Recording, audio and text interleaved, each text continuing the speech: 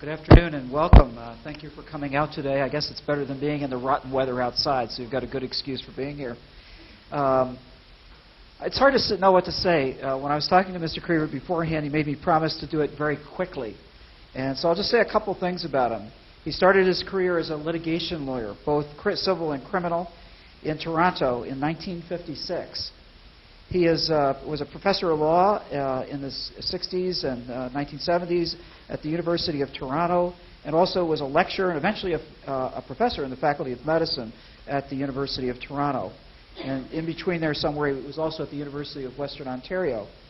In 1975, he was appointed Justice to the Supreme Court of Ontario, High Court of Justice, and in 1986 was elevated to the Court of Appeal.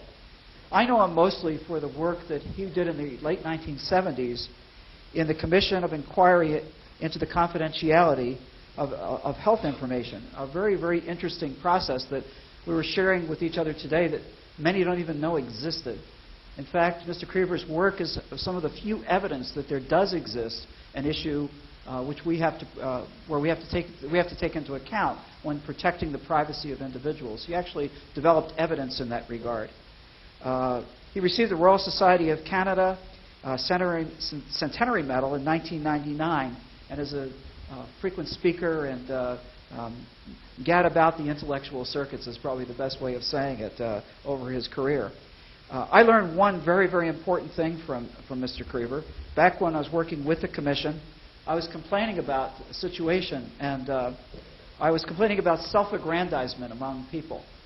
And he pointed out to me from his great wisdom, he said, have you ever heard the word aggrandizement without self? And I leave that with you as my message today. Welcome, Mr. Krever.